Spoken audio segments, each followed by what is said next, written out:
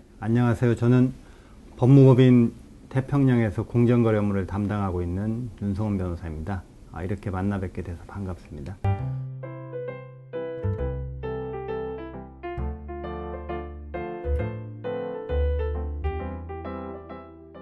오늘 제가 여러분들에게 말씀드리고자 하는 내용은 정보통신기술 중심의 시대 또는 디지털 혁명 시대에서 거대 사업자인 애플과 아마존의 전자책 시장에서의 시장 전략이 검토 대상이 되었던 아주 흥미로운 사건인 애플의 전자책 사건입니다. 이 사건은 혁신의 아이콘이라는 애플이 아이폰과 아이패드에서의 성공을 바탕으로 새로운 시장인 전자책 판매 시장에 진입하는 과정에서 담합을 주도하였다는 사실로 대중의 시선을 집중시켰던 사건이자 최애국 조항의 경쟁법적 의미와 위법성 여부, 허브앤스포크 담합 여부 등의 많은 쟁점에 대해 논란이 되었던 사건으로 현재 연방 제2항소법원에서 항소심이 진행되고 있습니다. 종전 결과를 살펴보면 미국 뉴욕 연방지방법원은 지난 2013년 7월 10일 애플과 미국의 5개 출판사들이 전자책의 소비자 판매 가격 리테일 프라이스를 공동으로 인상하였다는 혐의를 인정하는 판결을 선고하였습니다. 애플이 판결에 대해 항소하여 연방 제2 항소법원에서 항소심에 진행 중에 있습니다. 이 5개 출판사들은 이 사건 소송 초기 또는 진행 과정에서 미국 연방법무부, 우리가 통상 DOJ라고 지칭하는 연방법무부와 소비자에 대한 피해배상 등에 합의하였습니다. 그러나 애플은 1심에서는 물론이고 항소심에서도 여전히 자신의 혐의를 다투고 있는 상황입니다. DOJ가 뉴욕 연방지방법원에 애플과 이 5개 출판사들을 셔먼법 등 위반 혐의로 제소한 것은 지난 2012년 4월이었습니다. 혐의 사실은 애플이 2009년부터 2010년경 아이패드를 출시하고 아이북 스토어를 개설하여 전자책 판매 시장에 진입하는 과정에서 전자책 컨텐츠 시장의 점유율 합계 약 48%를 차지하고 있던 5개 주요 출판사들과 전자책 소매 가격 인상에 합의하였다는 것이었습니다. 애플이 전자책 판매 시장 진입을 준비하던 2009년 아마존은 일찌감치 전자책 리더기인 킨들을 출시하여 전자책 리더기 시장에서 상당한 점유율을 차지하고 있었고 전자책 컨텐츠 시장에서는 약 90%의 시장 점유율을 차지하는 시장 지배적 사업자였습니다. 아마존은 당시 신간과 뉴욕타임즈 베스트셀러를 9.99달러에 판매하는 정책을 취하고 있었습니다. 출판사들 사이에서는 아마존의 이러한 가격 정책이 종이책의 가치까지 떨어뜨린다는 위기감과 불만감이 팽배해 있었습니다. 이러한 상황에서 애플이 전자책 유통시장에 진입하면서 위 5개 출판사들과 대리점 모델과 최애국 조항이라는 새로운 방식의 전자책 거래 구조를 도입하였고 그 이후 결과적으로 전자책 판매 가격은 9.99달러에서 12.99달러 또는 14.99달러로 인상되었습니다. 이러한 사실로 인해 이 사건에서는 대리점 모델과 최애국 조항의 성격을 파악하기 위하여 애플의 시장 진입 전후의 전자책 유통 구조를 살펴볼 필요가 있습니다. 애플의 전자책 판매 시장 진입 전 아마존이 전자책을 거래하는 방식은 통상적인 도매 유통 방식이었습니다. 이는 출판사가 판매업체에게 전자책을 도매가로 공급하면 판매업자가 자유로이 소매가격을 결정하여 판매하는 통상적인 형태입니다. 그리고 앞서 말씀드린 대로 아마존은 신간과 베스트셀러들을 9.9달러에 판매하는 정책을 취하고 있었습니다. 그런데 애플은 위 5개 출판사들과 합의하여 출판사들이 직접 소매 가격을 결정하도록 하고 판매업체는 일종의 대리상으로서 출판사들이 정해준 가격에 책을 판매하고 그 가격의 일정 비율을 수수료로 지급받는 대리점 모델을 도입하였습니다. 이에 따라 출판사들은 대리점 계약을 통해 전자책 소매 가격을 직접 결정할 수 있었고, 애플은 판매 가격 기준으로 약 30% 상당의 수수료를 안정적으로 얻을 수 있었습니다. 이 과정에서 애플과 출판사들은 대리점 계약에 최애국 조항을 삽입하였습니다. 이 최애국 조항은 통상 공급자가 어떤 수요자에게 상품 등을 공급하는 조건이 그 공급자가 다른 수요자에게 부여하는 가장 유리한 조건, 가격이든 출시일 등에 있어서 가장 유리한 조건과 같도록 보장해 주기로 하는 조항을 뜻합니다. 즉 다른 말로 하면 이 5개 출판사들은 애플에 대해서 다른 사업자들에게 제공하는 가장 좋은 조건을 제공하겠다고 약속한 것입니다. 결국 애플은 최애국 조항을 통해 아이북 스토어의 판매 가격이 아마존 등 다른 경쟁 업체들보다 높지 않게 책정되도록, 즉 가장 낮은 수준이 되도록 보장받을 수 있었습니다.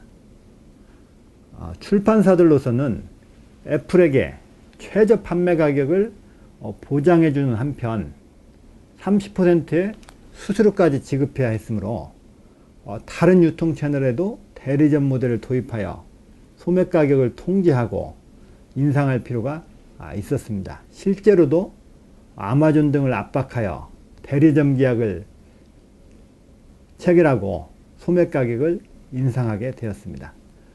이러한 사실관계로 인해 이 애플의 전자책 담합 사건에서는 경제법적 관점에서 대리점 모델과 최애국 조항이 합쳐졌을 때 위법하다고 볼 것인지에 관하여 많은 논의가 이루어졌습니다. 애플은 최애국 조항이 최애국대를 보장하기 때문에 오히려 가격을 하향 평준화하는 효과가 있어 소비자에게 이익이 되고 신규 진입이 가능하도록 과도한 할인 경쟁으로부터 스스로를 보호하는 데 필요한 합리적이고 경쟁 친화적인 사업 모델이라고 주장하였습니다.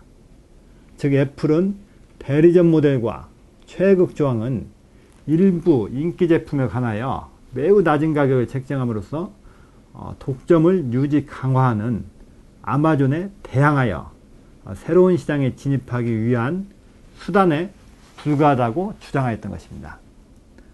반면에 미국 법무부는 대리점 모델과 최애국 조항은 그 구조와 내용을 보면, 그리고 재반 증거와 실제 시장에서 가격이 인상된 사실에 비춰보면 유통 단계의 가격 경쟁을 제거하고 전체적인 전자책 가격 인상을 유도한 담합의 수단이라고 주장하였습니다. 1심 법원은 대리점 모델이나 최애국 조항은 그 자체로 위법하거나 금지되는 대상은 아니라고 보았지만, 이 사건에서 애플은 대리점 모델과 최애국 조항을 함께 도입함으로써 출판사들이 아마존 등에 대해서도 대리점 모델을 수용하도록 압박하고 결과적으로 유통 단계에서의 소매 가격 경쟁을 제거할 수 있다는 점을 충분히 알고 있었다고 판단하였습니다. 예컨대 1심 법원은 애플이 대리점 모델과 최애국 조항을 함께 도입한 것은 유통 단계에서의 가격 경쟁을 제거하기 위한 고도로 고안된 우아한 대안으로 활용하였기 때문에 위법한 것이라고 판시하였던 것입니다. 최애국 조항은 그 자체로만 보면 수요자들이 높은 탐색 비용과 협상 노력을 들이지 않고도 최선의 거래 조건을 확보할 수 있고 시장 전반적으로 보다 경쟁력 있는 거래 조건으로의 평준화를 유도할 수 있다는 점에서 긍정적인 효과를 가지고 있습니다. 또 경우에 따라서는 독점 사업자가 낮은 가격으로 시장 진입을 방해하려고 하는 경우에 대해서 신규 진입을 위한 효과적인 수단으로 활용될 수도 있습니다. 반면에 최애국 조항은 본질적으로 여러 수요자의 거래 조건을 갖게 하는 것이므로 그 거래 조건을 소비자에게 불리하게 하는 형태로 활용된다면 경쟁을 저해하는 결과를 초래할 수도 있습니다. 이를 통해서 시장 지배력 있는 공급자의 지배력을 유지 강화하는 효과도 있습니다. 또 경쟁 사업자나 신규 진입자를 배제하는 효과도 있을 수 있습니다. 애플 사건에서 1심 법원은 대리점 모델이나 MFN 조항, 최애국 조항이 가진 이러한 양변적 성격상 그러한 조항이 사용된 거래 구조, 또 그러한 거래 조건이 도입된 배경이나 취지, 그리고 실제 경쟁 사업자나 시장에 미친 영향을 구체적으로 검토하여 최애국 조항이 출판사들의 가격 결정권 회복을 통해 유통가격 경쟁 제거를 위한 수단으로 활용된 부분, 그리고 그에 따른 경쟁적 효과에 좀 더 주목한 것으로 볼 수 있습니다. 다시 말씀드리면 1심 법원은 애플이 5개 출판사들의 수평적 가격 합의에 의도적으로 가담하였을 뿐 아니라 담합을 촉진하는 주도적 역할을 하였고, 만약에 애플이 가담하지 않았다면 공동회의가 성공하지 못할 것이었다라고 평가했던 것입니다. 그런 관점에서 1심 법원은 이 사건을 전형적인 수직적 담합 또는 허브 앤 스포크 담합 중 어느 하나라고 볼 수는 없고, 이 사건을 수직적 사업자가 가담한 수평적 가격 담합 사안이라고 보고 당연 위법 기준을 채택하였던 것입니다. 다만 1심 법원은 애플이 주장하는 바와 같은 합리 원칙에 따라 이 사건을 살펴보더라도 애플은 이 사건 합의로 인한 경쟁 촉진적 효과를 입증하지 못하였고, 즉 이 사건 합의 이후에 실제 가격이 오히려 인상된 면이 보이지 인하된 부분이 없고, 또 그러한 가격 인상이 신규 진입자의 신규 진입을 위한 최소한의 마진을 보장해주는 성격이 있더라도, 일부 있더라도 이 사건 합의가 그것을 의도했는지 여부와는 명백하지 않으므로 결론은 달라지지 않는다고 판시하였습니다. 이처럼 이 사건은 1심은 수평적 가격 담합으로 판단되어 당연한 위법 원칙에 따라 심리되었고, 아마존의 시장 진입 저지 가격 책정에 따른 독점을 깨고 전자책 판매시장에서 경쟁을 촉진시키는 경쟁 촉진적 효과를 주장하였던, 그런 효과를 역설하였던 애플의 주장은 받아들이지 않았습니다. 지난 2014년 12월 14일 진행된 항소심 변론에서 보도 내용 등에 따르면 양측 대리인들은 대리점 모델과 최애국 조항이 아마존의 가격 전략에 대항하기 위한 것이었는지, 그리고 이 사건의 위법성 심사 기준을 어떻게 볼 것인지, 또 대리점 모델 도입 이후 전자책 가격을 상승한 부분이 대리점 모델과 최애국 조항에 따른 부정적 효과인지 아니면 시장의 일반적인 현상인지 등을 살펴보기 위해서 열띤 공방을 벌였다고 합니다. 일부에서는 항소심에서 애플과 출판사들의 행위가 약탈적이라 볼 수 있는 가격 전략을 사용한 아마존의 시장 지배력을 깨는 시장 진입으로서 정당화되는지 여부가 주된 쟁점이 될 것으로 예상된다고 합니다.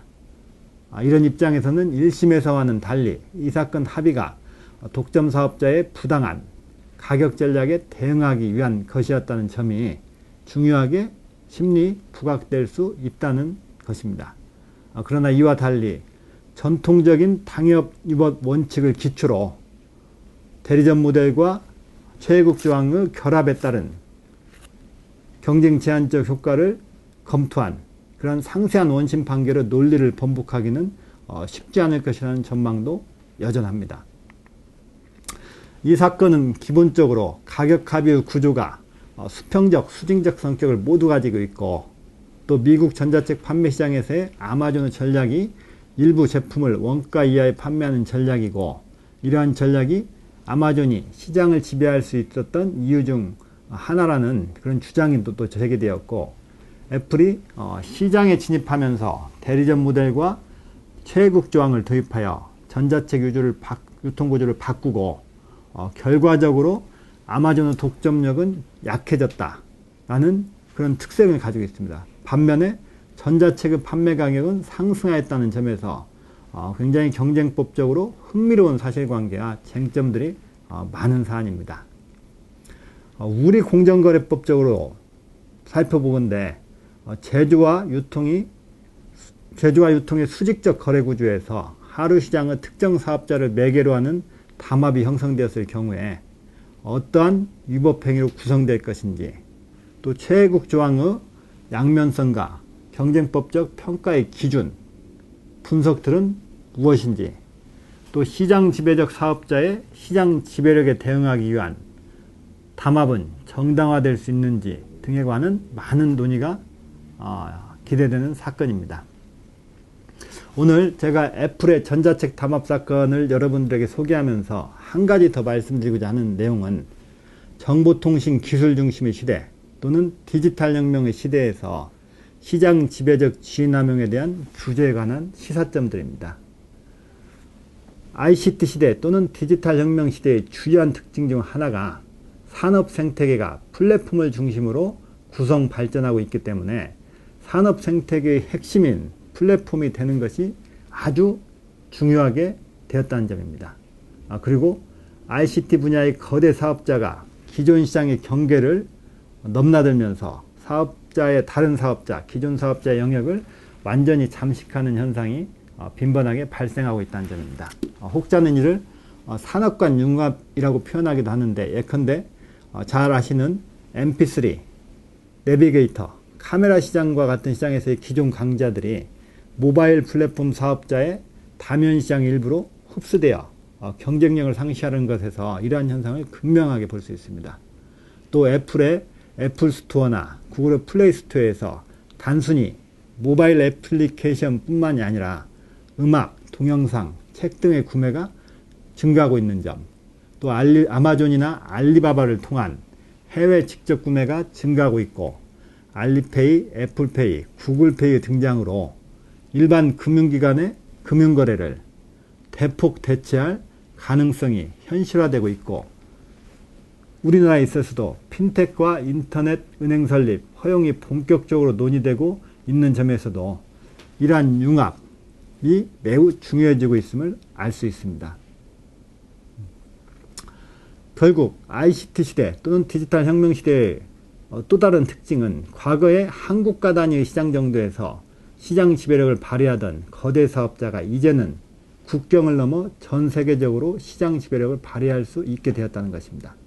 그리고 자기를 중심으로 애플과 같이 생태계, 눈사람을 형성하거나 거대한 플랫폼이 되는 것이 중요하고, 이를 위해서는 자신이 빨리 눈덩어리가 돼야 되고, 기존 플랫폼에 신규 서비스를 결합하는 것, 자기가 계속 만드는 것이 아니라 있었던 신규 서비스들을 계속 결합하는 것이 중요해졌습니다. 그리고 신규 사업자의 시장 진입을 지연시키는 전략과 경쟁 사업자의 비용을 증가시키거나 수익 감소를 유도하는 등 경쟁 사업자 배제 등을 위한 다양한 활동, 그리고 지식재산권 활용 전략, 또 다차원적인 연합 전략과 인수합병의 중요성이 아주 증가하고 있다는 점입니다. 그럼 이러한 상황에서 공정거래법 내지 경쟁법의 관점에서 어떠한 시사점이 있는지를 살펴볼 필요가 있습니다. ICT 거대 사업자 간의 상호 경쟁을 위해 허용되는 경영 전략과 기존 시장 지배적 사업자가 행하는 경쟁 사업자를 배제하거나 사회적인 후생이나 소비자 이익을 저해하는 행위를 신속하게 규제하고 이걸 구별해내는 것이 아주 중요해졌다는 점이 첫 번째 시사점이라고 볼 수 있습니다. 두 번째로는 시장지배력 사업자가 시장지배력을 남용하는 형태가 종전의 거친 형태에서 아주 고도화되고 우아한 형태로 진화하고 있기 때문에 이에 효과적으로 대응하기 위한 법 집행 능력의 제고가 필요한 상황으로 판단이 됩니다. 또 과거의 한국가 단위 시장 정도에서 시장 지배력을 발휘하던 거대 사업자가 이제는 국경을 넘어 전 세계적으로 시장 지배력을 발휘할 수 있게 되었기 때문에 예컨대 구글, 애플, 퀄컴과 같은 글로벌 거대 사업자의 시장 지배력 남용 우려가 전 세계적으로 동시다발적으로 제기되는 상황에 경쟁 당국이 효과적으로 대처하는 것이 필요하다는 시사점도 있습니다. 또 마지막으로 한두 가지를 더 이야기한다면 이와 같이 과거에 한국가 단위 시장 정도에서 시장 지배력을 발휘하던 거대 사업자가 이제는 국경을 넘어 전 세계적으로 시장 지배력을 발휘할 수 있게 된 상황이므로 한국 경쟁당국 입장에서는 한편으로는 국내 플랫폼 사업자에 대한 규율을 함에 있어서 세계적인 플랫폼 사업자에 적용하는 것과 동등한 규제를 하여 레벨 플레잉 그라운드가 되도록 균형 감각을 갖추는 것이 굉장히 중요합니다. 또 다른 한편으로는 마지막 시사점이라고 한다면 국내의 ICT 시장에 영향을 미치는 글로벌 거대 사업자들의 경쟁 제한적 행위에 대해서는 신속하고 엄격한 법 집행이 이루어지도록 효율적으로 효과적으로 대처하는 것도 아주 중요하다는 점입니다. 이렇게 5가지 시사점들을 간략하게 말씀드리면서 제 애플의 전자책 담합 사건에 대한 소개 말씀을 마치도록 하겠습니다. 감사합니다.